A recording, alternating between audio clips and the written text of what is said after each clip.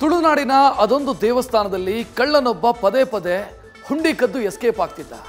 ಹುಂಡಿ ಹಣ ಕಳ್ಳತನ ಬಗ್ಗೆ ದೇಗುಲದ ಸಿಬ್ಬಂದಿ ದೈವದ ಮೊರೆ ಹೋಗಿದ್ರು. 10 ದಿನಗಳಲ್ಲಿ ಕಳ್ಳನನ್ನ ಹಿಡ್ಕೊಳ್ಳೋದಾಗಿ ದೈವ ಅಭಯ ಕೊಟ್ಟಿತ್ತು. ಪವಾಡ ಅನ್ನುವಂತೆ 3 ದಿನದಲ್ಲಿ ಮತ್ತೆ ಕಳ್ಳತನಕ್ಕೆ ಬಂದಂಥ ಕಳ್ಳ ತಗಲಾಕೊಂಡಿದ್ದು ದೈವದ ನುಡಿ ನಿಜವಾಗಿದೆ.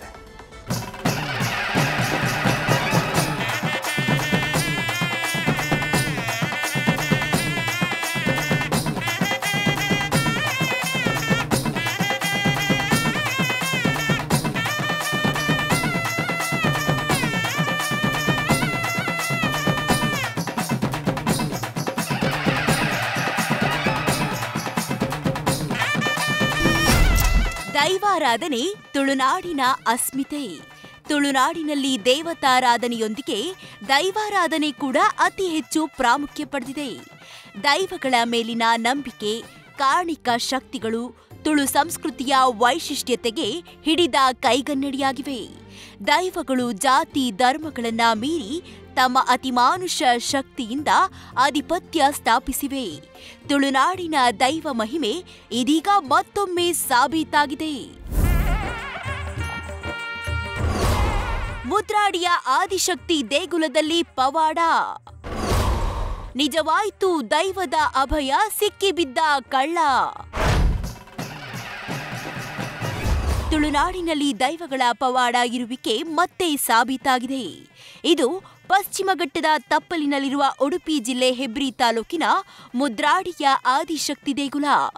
ಮುದ್ರಾಡಿಯ ಶ್ರೀ ಆದಿಶಕ್ತಿ ದೇವಸ್ಥಾನ ಸರ್ವಧರ್ಮೀಯರ ಆರಾಧನಾ ಕೇಂದ್ರ ಹಾಗೂ ಪ್ರಕೃತಿ ರಮಣೀಯ ತಾಣವಾಗಿದೆ.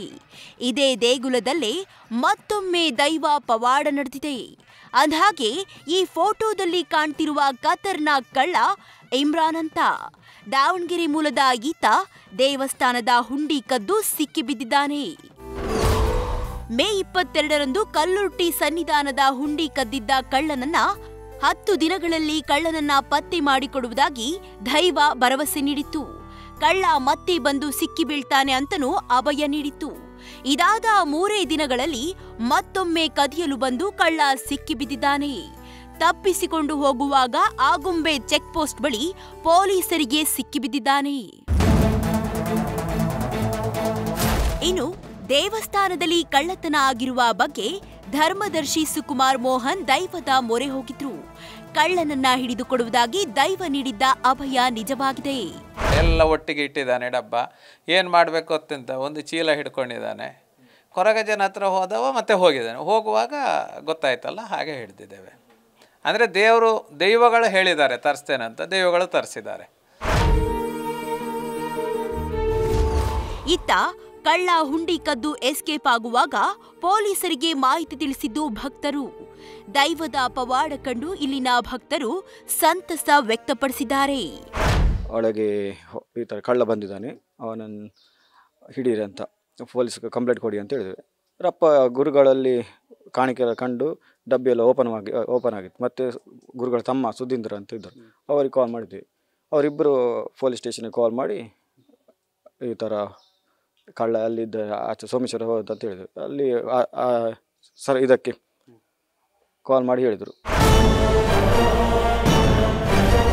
ಒಟ್ಟಾರೆ 10 ದಿನಗಳಲ್ಲಿ ಕಳ್ಳನ ಪತ್ತೆ ಮಾಡಿಕೊಡುವುದಾಗಿ ದೈವ ನೀಡಿದ ಅಭಯ ಸತ್ಯವಾಗಿದೆ.